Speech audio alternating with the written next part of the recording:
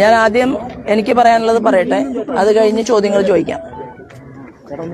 2400 കോടിയുടെ വികസന പദ്ധതി പാലക്കാടിന്റെ മണ്ണിൽ പ്രഖ്യാപിച്ചുകൊണ്ട് തെരഞ്ഞെടുപ്പിൽ സ്ഥാനാർത്ഥിയായിട്ട് നിന്ന ഒരാളാണ് ഞാൻ. കേരളത്തിന്റെ ഭൂമികയിൽ ആദ്യമായിട്ടൊരു ആരോഗ്യ മാനിഫെസ്റ്റോ ഞാൻ പുറത്തിറക്കി, ഒരു യുവ മാനിഫെസ്റ്റോ ഞാൻ പുറത്തിറക്കിയുണ്ടായി. രാജ്യത്തിന്റെ പ്രധാനമന്ത്രി അദ്ദേഹം വിശ്വസിക്കുന്ന പാർട്ടിയുടെ സ്ഥാനാർത്ഥി എന്നുള്ള രീതിയിൽ പാലക്കാടെത്തി.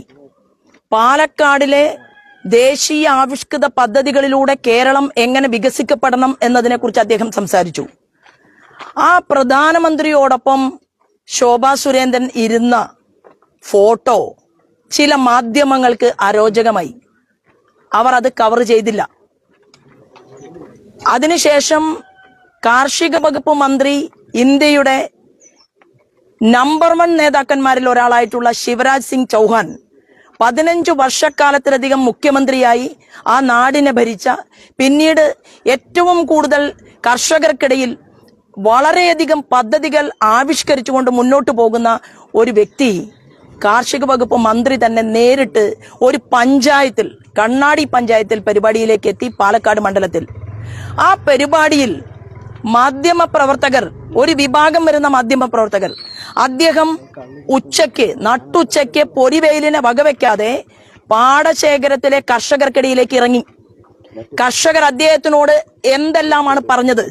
കേരളത്തിലെ മാധ്യമങ്ങൾ, ചില മാധ്യമങ്ങൾ റിപ്പോർട്ട് ചെയ്തോ?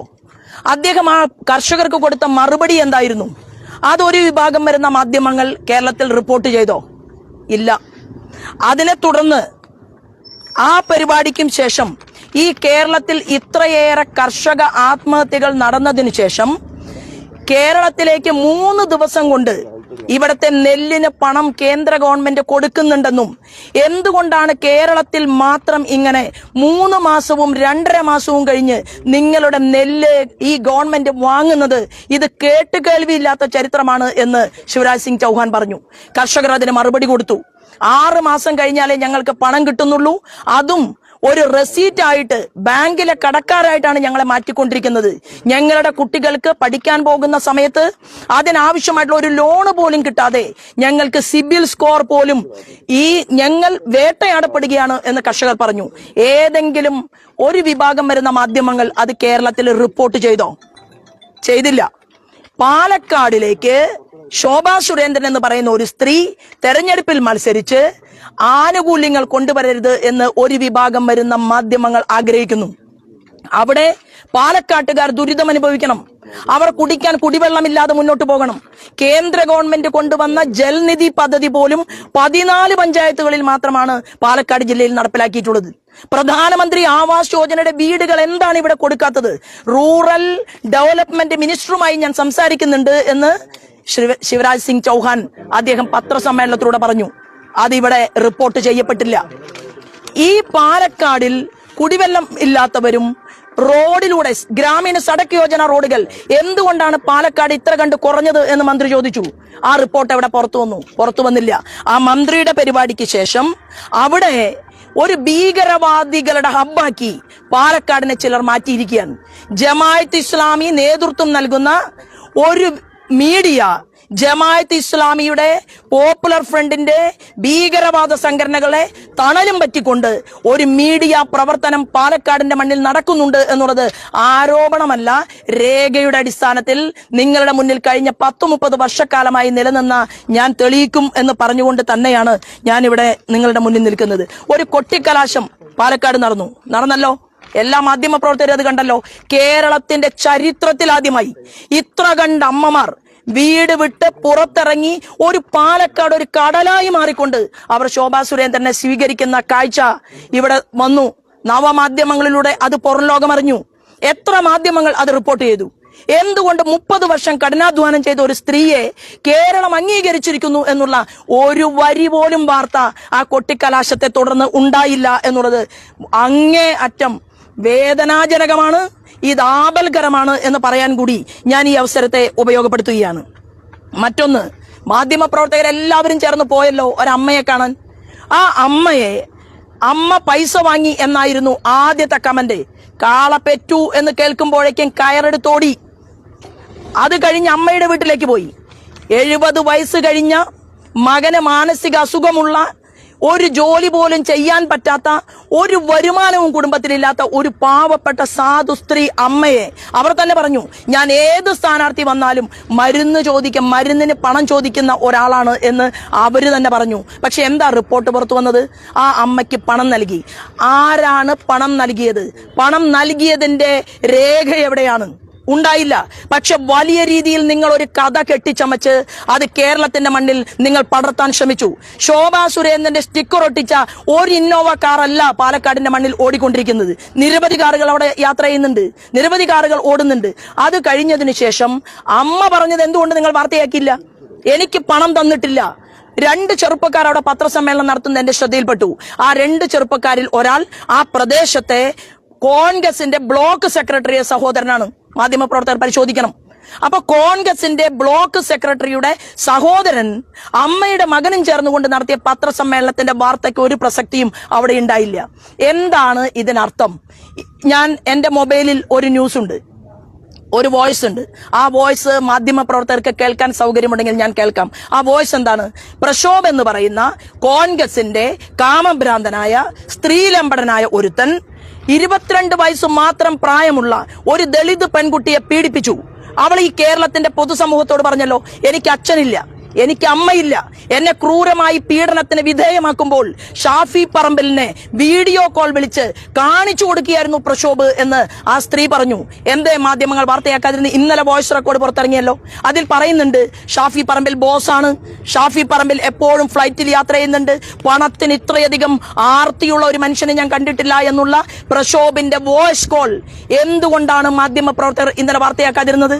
മറ്റൊന്ന്, രാഹുൽ മാങ്കൂട്ടത്തിനെതിരെ ആ യുവതി കൊടുത്ത മൊഴി ഇന്നലെ വീണ്ടും പുറത്തു വന്നു. എന്തേ രാഹുൽ മാങ്കൂട്ടത്തിൽ എന്ന് പറയുന്ന പാലക്കാടിന് അപമാനമുണ്ടാക്കിയ, കേരളത്തിലെ സ്ത്രീ സമൂഹത്തെ മുഴുവൻ ഒന്നിച്ചാക്ഷേപിച്ച ആ രാഹുൽ മാങ്കൂട്ടത്തിന്റെ എതിരെ യുവതി കൊടുത്ത മൊഴി അതെന്തേ കേരളത്തിന്റെ മണ്ണിൽ വാർത്തയാക്കിയില്ല? ഇതെല്ലാം നിലനിൽക്കുന്ന പാലക്കാടിൽ ഭാരതീയ ജനതാ പാർട്ടി നേതൃത്വം നൽകുന്ന ശോഭാ സുരേന്ദ്രനെ വേട്ടയാടാൻ വേണ്ടി ജമാഅത്ത് ഇസ്ലാമിയുടെ തണലും പറ്റിക്കൊണ്ട് ഒരു മാധ്യമ സിൻഡിക്കേറ്റ് പ്രവർത്തിക്കുകയാണ്. ആ മാധ്യമ സിൻഡിക്കേറ്റിന്റെ കേരളത്തിലാകമാനമുള്ള പ്രവർത്തനം, ആ പ്രവർത്തനത്തിലുള്ള മറുപടി മെയ് മാസം 4-ാം തീയതി കഴിഞ്ഞാൽ ഞാൻ പറയാൻ ആഗ്രഹിക്കുന്നുണ്ട്. ഒരു കാര്യം ഞാൻ നിങ്ങളുടെ മുന്നിൽ പറയുന്നു, ഇതുകൊണ്ടൊന്നും ഇരുട്ടുകൊണ്ട് ഓട്ടയടക്കാം എന്ന് വിചാരിക്കേണ്ട. അടുത്ത ഈ തെരഞ്ഞെടുപ്പിന്റെ റിസൾട്ടിന് ശേഷം, ഇപ്പൊ പറഞ്ഞല്ലോ, ഒരു മാധ്യമം പറയുകയാണ്, ആ മാധ്യമത്തിന് സഹിക്കുന്നില്ല. ഇന്ത്യൻ പ്രധാനമന്ത്രി ശോഭയോടൊപ്പം വന്നു, സഹിക്കുന്നില്ല. ശിവരാജ് സിംഗ് ചൗഹാൻ അദ്ദേഹം ശോഭയോടൊപ്പം ഇരിക്കുന്നു, സഹിക്കുന്നില്ല. ഒരു മാധ്യമം, നാണമുണ്ടോ ഒരു മാധ്യമത്തിന്? ഇന്നലെ രാത്രിയിൽ നടന്ന ന്യൂസ് അവർ ചർച്ച പോലെയുള്ള ഒരു ചർച്ചയിൽ ആ മാധ്യമം പറയുകയാണ്, ശോഭയ്ക്ക് വോട്ട് ചെയ്യരുത്. എന്താ ശോഭയ്ക്ക് വോട്ട് ചെയ്താൽ കുഴപ്പം? കുഴപ്പമുണ്ട്. ശോഭാ സുരേന്ദ്രൻ കേരള നിയമസഭയ്ക്കകത്ത് കയറിയാൽ പലരുടെയും മുഖം മൂടി പിച്ചി ചിന്തപ്പെടും. ശോഭാ സുരേന്ദ്രൻ കേരള നിയമസഭയിൽ പോയാൽ ഇടത്തോട്ടും വലത്തോട്ടുമല്ലാതെ ഈ കേരളത്തിന്റെ പൊതുമണ്ഡലത്തിലെ അഴിമതിക്കെതിരെ ശോഭാ സുരേന്ദ്രൻ പോരാട്ടം നടത്തും.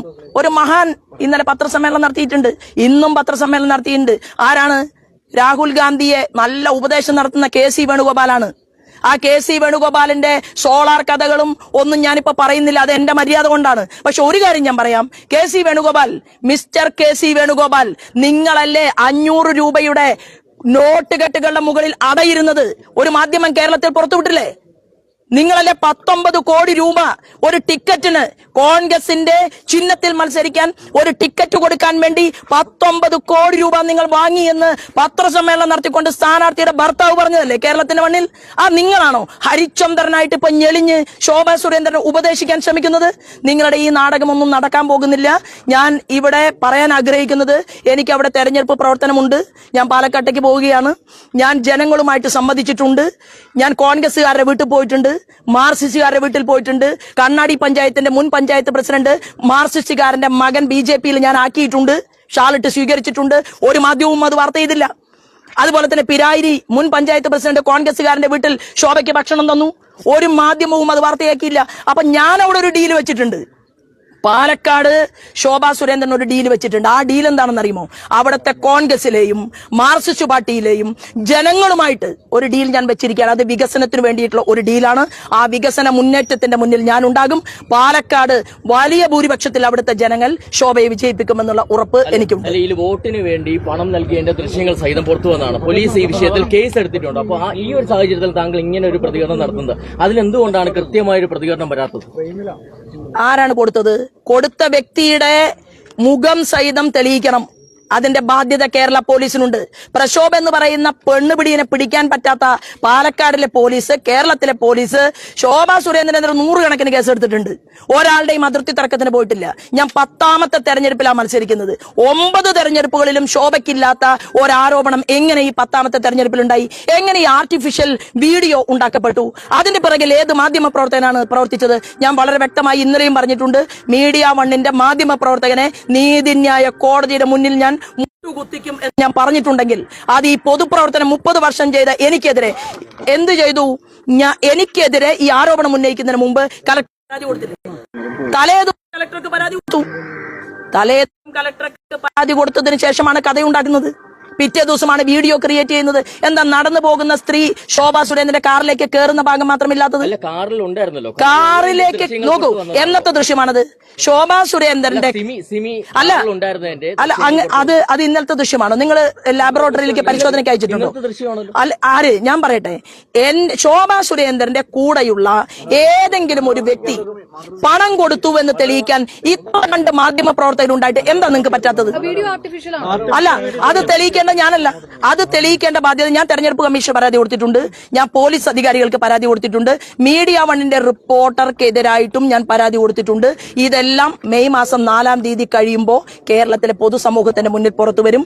എനിക്ക് ഈ വിഷയത്തിൽ പറയാനുള്ളത്, നിങ്ങൾ വളരെ ബദ്ധശ്രദ്ധയോടുകൂടിയാണല്ലോ ഇന്ന്, അല്ലല്ല വളരെ സന്തോഷത്തോടു കൂടിയാണ് നമ്മുടെ മാധ്യമ പ്രവർത്തകരൊക്കെ ഇപ്പൊ മണലിത്രയില് ഞാൻ പറയട്ടെ നോക്കൂ, ഞാൻ പറയട്ടെ, അല്ല ഞാൻ ചോദിക്കട്ടെ, പാലക്കാടിനെ കുറിച്ച് ABCD അറിയാത്ത, നിങ്ങൾ തന്നെ റിപ്പോർട്ട് ചെയ്ത മഹാരാഷ്ട്രക്കാരിയാണ് സിമി, അല്ലെ? പാലക്കാടിനെ കുറിച്ച് ABCD അറിയാത്ത സിമി വന്ന് പാലക്കാട് ശോഭാ സുരേന്ദ്രന് പണം കൊടുത്ത് വോട്ട് ചോദിക്കുമെന്ന് പറയാൻ വിഡ്ഢികളാണോ ഇവിടുത്തെ മാധ്യമ പ്രവർത്തകന്മാർ? അതാ ഞാൻ ചോദിക്കുന്നത്. എന്താ അവിടെ നാടും നഗരവും അറിയുന്ന, ഗ്രാമാന്തരങ്ങൾ അറിയുന്ന BJP-ക്കാരും ഇല്ലേ? മഹാരാഷ്ട്രയിൽ നിന്ന് ഒരാളെ വിളിച്ചു വരുത്തിയിട്ടാണോ ഒരു പാവപ്പെട്ട അമ്മൂമ്മയ്ക്ക് BJP-യുടെ സ്ഥാനാർത്ഥിക്ക് വേണ്ടിയിട്ട് പണം കൊടുക്കുക? ഇതുപോലും മനസ്സിലാക്കാതെ നിങ്ങൾ കിട്ടിയ പാടെ അങ്ങോട്ട് വിഴുങ്ങി. കാള പറ്റൂ എന്ന് കേൾക്കുമ്പോഴേക്കും കയറെടുത്തു. ഒരു സ്ത്രീ തെരഞ്ഞെടുപ്പിൽ മത്സരിക്കുമ്പോൾ ജനാധിപത്യ മഹിളാ അസോസിയേഷന്റെ കൊടി പിടിച്ച, ഇൻകുലാബ് സിന്ദാബാദ് വിളിച്ച, വിയർപ്പൊഴുക്കിയ സ്ത്രീകൾക്ക് പോലും ടിക്കറ്റ് കിട്ടാത്ത കേരളത്തിന്റെ മണ്ണിൽ കോൺഗ്രസിൽ എത്രയും ഉന്നതരായിട്ടുള്ള സ്ത്രീകൾ, കഴിവും പ്രാപ്തിയുള്ളവർ ഒരു ടിക്കറ്റ് കിട്ടാതെ രാഹുൽ ഗാന്ധി വന്ന് അങ്ങോട്ട് പ്രസംഗിക്കുകയാണ്. എന്താണ്? സ്ത്രീ മുഖ്യമന്ത്രിയാവണം. ആരെയാ മുഖ്യമന്ത്രിയാക്കുന്നത്? അഥവാ കിട്ടിക്കഴിഞ്ഞാൽ KC വേണുഗോപാലിനെ സാരി ഉടുപ്പിക്കാനാ? അതോ ഇവിടെ നമ്മുടെ രമേശ് ചെന്നിത്തലയ്ക്ക് പട്ടുസാരി വാങ്ങി കൊടുക്കാനാ കേരളത്തിന്റെ മുഖ്യമന്ത്രിയാക്കാൻ? നാണമുണ്ടോ ഇവർക്കൊക്കെ? അല്ല, നാണമുണ്ടോ ഇവർക്കൊക്കെ? ഇവരെന്നാ ബിന്ദു കൃഷ്ണയെ ജയിപ്പിക്കുന്ന ഒരു സീറ്റ് കൊടുത്തിട്ടുള്ളത്? എന്നിട്ട് ജയിച്ചോ? അല്ലല്ല, ജയിപ്പിച്ചോ? എന്തുകൊണ്ട്? പാലക്കാട് മാത്രമല്ല, BJP-ക്ക് വിജയ പ്രതീക്ഷയുള്ള ഒരുപാട് സ്ഥലങ്ങളുണ്ട്. അവിടെ എവിടെയും ഈ മീഡിയ സിൻഡിക്കേറ്റിൽ നിന്ന് തോൽപ്പിക്കാൻ നടക്കണം ആരും പറയുന്നില്ല. അപ്പൊ എന്റെ ചോദ്യത്തിന് പാർട്ടിക്കകത്തു നിന്നാണോ? എന്റെ ബിഗ് TV അവിടേക്ക് ഒരാളെ വിട്ടിട്ടുണ്ട്. ആ പേരെനിക്കിപ്പോ ഓർമ്മയില്ല. അപ്പോ ഓരോ തവണയും ഞാൻ ഈ മാധ്യമങ്ങളുടെ തണലിലൂടെ കയറി വന്ന ഒരാളല്ല. ഞാനിതാ ഈ കുഗ്രാമത്തിൽ, ഈ സ്കൂളിൽ 1-ാം ക്ലാസ് മുതൽ 4-ാം ക്ലാസ് വരെ പഠിച്ച് കഠിന പ്രയത്നം ചെയ്ത് ഒരു കൂലിപ്പണിക്കാരിയുടെ മകളായിട്ട് ജനിച്ചു വളർന്ന് പൊതുപ്രവർത്തനം നടത്തി 10ാമത്തെ തെരഞ്ഞെടുപ്പിൽ ശോഭാ സുരേന്ദ്രന് വോട്ട് വാങ്ങാൻ വേണ്ടി പണം കൊടുക്കാൻ മഹാരാഷ്ട്രയിൽ നിന്ന് ഒരു സ്ത്രീയെ കൊണ്ടുവന്ന് 5000 ഉറുപ്പ്യ അമ്മയുടെ കയ്യിൽ വെച്ചു കൊടുത്തു എന്ന് നെറികെട്ട വാർത്ത കേരളത്തിൽ ഇങ്ങനെ ബ്രേക്കിംഗ്. ശോഭാ സുരേന്ദ്രനെതിരെ മാത്രം മാധ്യമങ്ങള്, ശോഭാ സുരേന്ദ്രൻ ജയിക്കാൻ പാടില്ല. മറ്റ് BJP നേതാക്കൾ എങ്ങനെയാണ് മഞ്ചേശ്വരത്തൊന്നും കാണാത്ത പോലെ സുരേന്ദ്രനെ മാത്രം തോപ്പിക്കണമെന്ന് മാധ്യമങ്ങൾ. ഞാൻ ഇപ്പൊ സംസാരിക്കുന്നത് പാലക്കാടിനെ കുറിച്ചാണ്. പാലക്കാടാണ് ഞങ്ങളുടെ ശ്രീനിവാസൻ എന്ന് പറയുന്ന ഞങ്ങളുടെ സംഘത്തിന്റെ പ്രവർത്തകനെ ജമാഅത്ത് ഇസ്ലാമിയുടെ പോപ്പുലർ ഫ്രണ്ടിന്റെ ഭീകരവാദികൾ ചേർന്ന് വെട്ടിക്കീറി കൊലപ്പെടുത്തിയത്. അവിടെ ആ ശ്രീനിവാസന്റെ ഭാര്യയും മക്കളും അനാഥത്വത്തിൽ നിൽക്കുകയാണ്. ഞങ്ങൾ അവരെ നെഞ്ചോട് ചേർത്തിട്ടുണ്ട്. പാലക്കാടാണ് സഞ്ജിത്തിനെ കൊലപ്പെടുത്തിയത്. ഭീകരവാദികൾ NIA-യുടെ അന്വേഷണ ഉദ്യോഗസ്ഥന്മാർ വന്ന് അറസ്റ്റ് ചെയ്ത് കൊണ്ടുപോയത് പാലക്കാടിന്റെ മണ്ണിലുള്ള ഭീകരന്മാരെയാണ്. അപ്പോ പാലക്കാട് ശോഭാ സുരേന്ദ്രനെ പോലെ ആർട്ടിഫിഷ്യൽ വീഡിയോയും ഇതെല്ലാം ഗൂഢാലോചനയാണെന്ന് പറയുകയാണെങ്കിൽ പാർട്ടിക്കകത്തുള്ളവരൊന്നും അറിയാതെ ഇത് നടക്കുമോ ശോഭാ സുരേന്ദ്രനെതിരെ? ഇത് ചെയ്തിട്ടുള്ളത് ഒരു മാധ്യമമാണ്. ഒരു മാധ്യമം തലേ ദിവസം ചില ആളുകളെ കൊണ്ട് പരാതി കൊടുപ്പിക്കുന്നു കലക്ടർക്ക്, എന്നിട്ട് പിറ്റേ ദിവസം തിരക്കഥയുണ്ടാക്കുന്നു.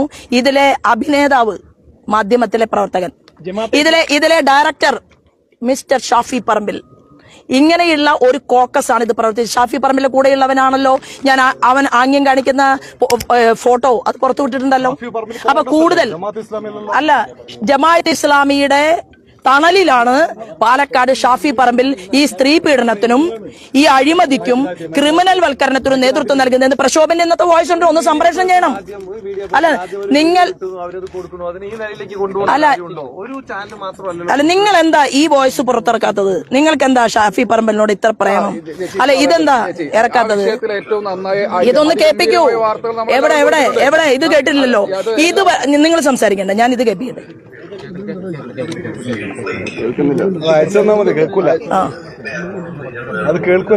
അത് കേൾക്കില്ല. അപ്പൊ എല്ലാവർക്കും അയച്ചു കൊടുക്കാം. അപ്പൊ ഞാൻ പറഞ്ഞു വരുന്നത്, നിങ്ങൾക്ക് ജമാഅത്ത് ഇസ്ലാമിയും പോപ്പുലർ ഫ്രണ്ടുമായി ഷാഫി പറമ്പിലിന്റെ ബന്ധമുണ്ടോ എന്നുള്ളത് പഴയ സ്ഥാനാർത്ഥി വടകരയിലെ ശൈലജ ടീച്ചറോട് ചോദിച്ചാൽ മതി. അവരിപ്പോ എന്ത് മാറ്റി പറയും എന്നതിനെ കുറിച്ച് എനിക്കറിയണ്ട.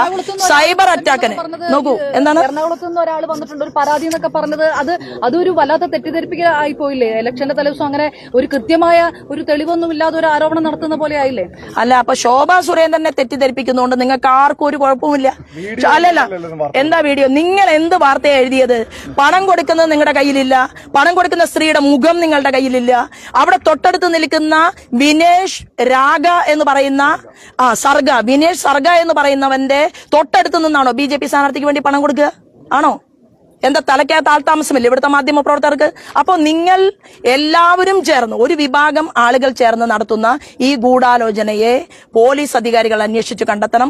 2 തെരഞ്ഞെടുപ്പ് കമ്മീഷന് ഞാൻ പരാതി കൊടുത്തിട്ടുണ്ട്. 3 മാധ്യമ പ്രവർത്തകർ ഇതിന്റെ യഥാർത്ഥ നിജസ്ഥിതി പരിശോധിക്കണം എന്നുകൂടി ഞാൻ ആവശ്യപ്പെടുകയാണ്. അല്ലല്ല, വെളിപ്പെടുത്തലല്ല. ഞാൻ ഒരു കാര്യം പറയട്ടെ. ആ പെൺകുട്ടി എവിടെ ഉണ്ട്? ഇപ്പോ പീഡിപ്പിക്കപ്പെട്ട പെൺകുട്ടി, പലർക്കും ആ പെൺകുട്ടിയെ കാഴ്ചവെച്ചിട്ടുണ്ട് രാഹുൽ മാങ്കൂട്ടം. ആ പെൺകുട്ടി ഇപ്പൊ എവിടെയാണ്? നിങ്ങൾ അന്വേഷിച്ചോ മാധ്യമ പ്രവർത്തകർ? അതായത് ദളിത് പെൺകുട്ടി പ്രക്ഷോഭും ഷാഫി പറമ്പിലും ആശാനും ശിഷ്യനും കൂടിയിട്ട് പീഡിപ്പിച്ച ഈ പെൺകുട്ടിയുമായി UDFന്റെ ഇപ്പോഴത്തെ സ്ഥാനാർത്ഥിക്ക് ബന്ധമുണ്ടോ ഇല്ലയോ തെളിയിക്കണ്ടേ? ബന്ധമുണ്ടോ ഇല്ലയോ തെളിയിക്കണോ വേണ്ടയോ? ബന്ധമുണ്ടോ? അത് തെളിയിക്കും. ഞാൻ പറയുന്നത് അല്ലല്ല, അത് നിങ്ങൾക്ക് എന്തിനാ ധൃതി? ഞാൻ വികസനമാണ് ചർച്ചയാക്കാൻ ആഗ്രഹിക്കുന്നത്. ഈ വിഷയങ്ങൾ ഞാൻ 10-ാം തീയതിക്ക് ശേഷം പറയും. എന്നെ പല പെൺകുട്ടികളും വന്ന് കണ്ടിട്ടുണ്ട്, പീഡിപ്പിക്കപ്പെട്ട പെൺകുട്ടികളുമുണ്ട്. എന്റെ ചോദ്യത്തിന് ഉത്തരം പറയൂ. എവിടെയാണ് ആ പെൺകുട്ടി? അവളെ കൊന്നോ? ദളിത് പെൺകുട്ടി എവിടെ? അവൾ മരിച്ചോ? അവളെ ഏതെങ്കിലും നാട്ടിലേക്ക് നാട് കടത്തിയോ? അതോ ഷാഫി പറമ്പിലിന്റെയും പ്രക്ഷോഭിന്റെയും അതുപോലെ തന്നെ ഈ ഗുണ്ട ക്രിമിനൽ സംഘത്തിന്റെ വലിയ ആരോപണമാണ്? എവിടെ പോയി? അറിയാന്നാണോ പറയുന്നത്? തീർച്ചയായിട്ടും അറിയാം. എല്ലാ പ്രക്ഷോഭിന്റെ കഥകൾ അറിയാം, ഷാഫി പറമ്പിലിന്റെ കഥകൾ അറിയാം, കൂട്ടത്തിൽ പല കഥകളും അറിയാമെന്നുള്ള കാര്യത്തിൽ തർക്കമില്ല. എവിടെയാണ് അവർ ഒളിപ്പിച്ചിരിക്കുകയാണോ അല്ലയോ അതൊക്കെ അറിയാം. അത് അന്വേഷിക്കണം, മാധ്യമ പ്രവർത്തനം അന്വേഷിക്കണം. ദളിത് പെൺകുട്ടി പറഞ്ഞു എനിക്ക് അച്ഛനില്ല, എനിക്ക് അമ്മയില്ല, എനിക്ക് വേണ്ടി നോക്കൂ, എനിക്ക് വേണ്ടി ചോദിക്കാനും പറയാനും ആരുമില്ല എന്ന് പറഞ്ഞ ആ പെൺകുട്ടി ജീവനോടെ ഉണ്ടോ എന്ന് മാധ്യമ പ്രവർത്തകർ അന്വേഷിച്ച് കണ്ടെത്തണം എന്നാണ് എനിക്ക് ഇതിനെ കുറിച്ച് പറയാനുള്ളത്. ചോദിക്കൂ, UDFന്റെ സ്ഥാനാർത്ഥിയെ വിളിച്ചു ചോദിക്കൂ. അല്ല, UDFന്റെ സ്ഥാനാർത്ഥിയോട് ഞാൻ ചോദിക്കുന്നത്, ആ ദളിത് പെൺകുട്ടി ഇപ്പൊ എവിടെയുണ്ട്? അവളെ തട്ടിക്കൊണ്ടുപോയോ? അവളെ നാട് കടത്തിയോ? അതോ അവളെ കൊന്നോ? പാലക്കാടിലെ പെണ്ണുപിടിയന്മാർ എല്ലാവരും ചേർന്നുകൊണ്ട് ആ പെൺകുട്ടിയെ കൊലപ്പെടുത്തിയോ? ഇതാണ് എന്റെ ചോദ്യം. ഉത്തരം പറയണം. അല്ല, ഉത്തരം പറയണം. പാലക്കാട് ഓടിയതല്ലോ. ശരി, നടക്കും.